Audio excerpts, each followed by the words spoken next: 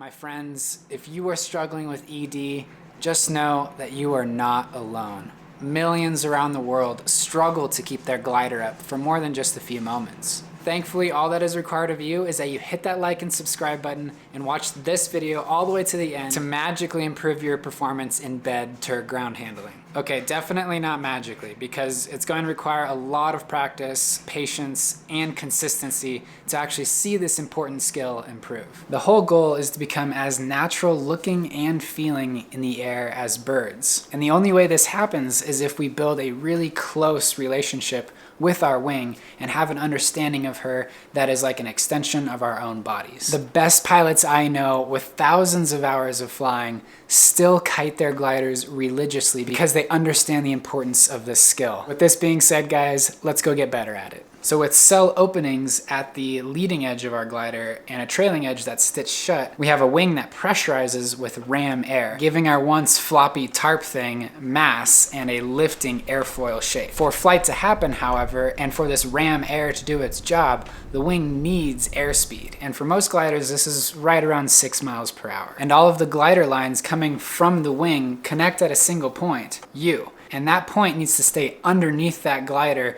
in order for that wing to stay level. But as with anything, entropy will kick in at some point, which is where our nifty little brake toggles come in handy. The lines coming from our brake toggles go directly to the trailing edge, where the most efficient and effective drag takes place. And pulling down on the left brake, for example, slows that half of the wing down, causing it to turn in that direction. However, understand that the more brake you pull, the more drag you are bringing into the situation, and now the glider needs that much more speed in order to stay alive. As with most things with paramotor, it requires a balance and applying just enough but not too much. And this is what we're going to cover next, the application of our inputs to control these principles. So as I mentioned, speed is control. Without speed, the rudder of our boat does not do anything. It needs to have flow happening over it in order for that surface to have any sort of control. But the right speed at the right time is the competence that we are seeking here. The goal is to keep that wing ever so slightly behind you throughout your kiting run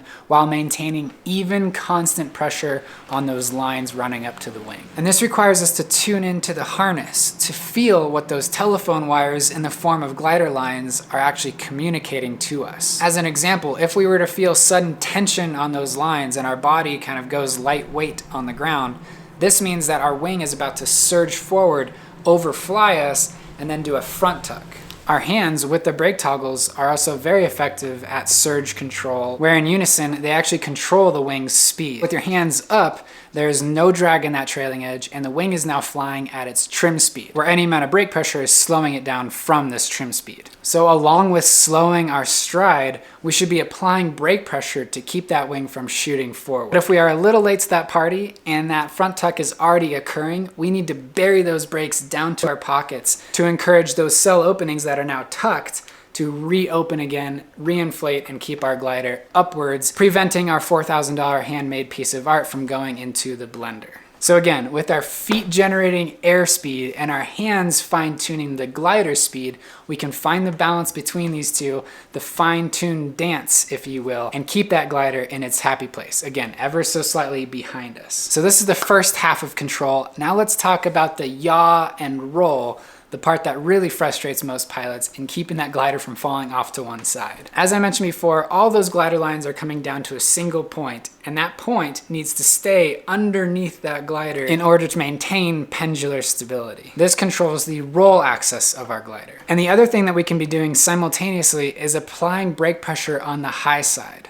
So if the wing is dipping left, we can be pulling right to steer that wing back in the direction we want it to go. So these two things combined with the right application makes for a very responsive wing. But how much is just enough and how much is too much? As I have observed time and time again with a newer pilot that doesn't know how much pressure to give, their reasonable default assumption is thinking that more equals more. But if you recall what I said earlier about bringing in too much pressure, the wing no longer wants to do wing things. The key is to observe how much is just enough and to be patient. When fully inflated, your glider has a lot of mass to it.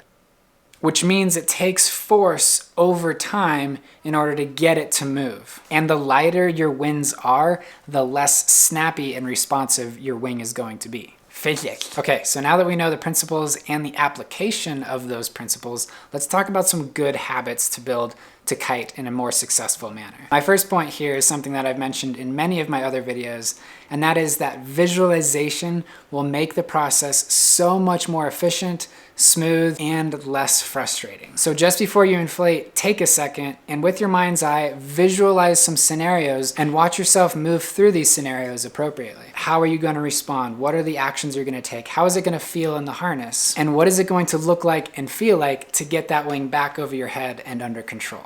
The second habit that's really good to build for a newer pilot is to feel more than force. As I mentioned previously in this video, as well as in my hand kiting video linked right here, the wing is always talking to us, and she is telling us exactly what she needs in order to stay happy. But there you are, the wing is dipping to the left, and you're trying to pull it back by stepping to the right, and it's just making the whole situation worse. Kiting is a nuanced dance, and the more we try to muscle through the moves, the more awkward and cumbersome we're going to seem and feel. The only way you're going to get a feel for this dance is by letting the blood flow back into your knuckles and allowing yourself to breathe. The more tense we are, the less information we are receiving from that wing that, again, is always talking to us. I know that there is a lot to think about, remember, and do all at the same time, but the more relaxed you are, the more efficient and effective you're going to be at doing these things. My fourth point here is to keep your eyes forward, looking out at that horizon. When you're driving a car, for example, you're not paying attention to where the wheels are hitting the road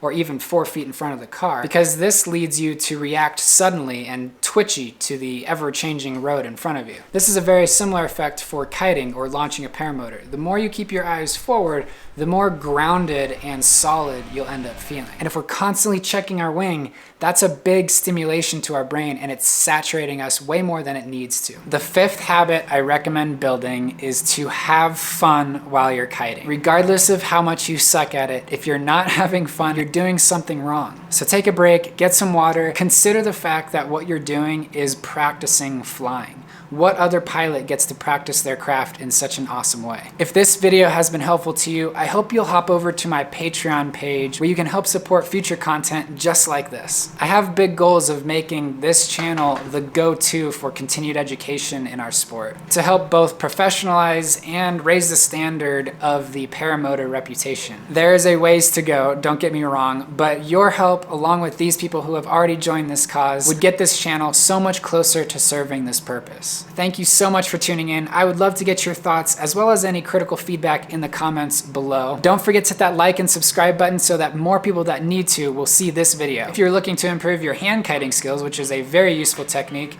check out this video right here, which was designed just for this purpose. But that's it from me. This is Lifted PPG. My name is Micah Stevens. Don't forget to take that deep breath, and we'll see you guys in the next one. Cheers.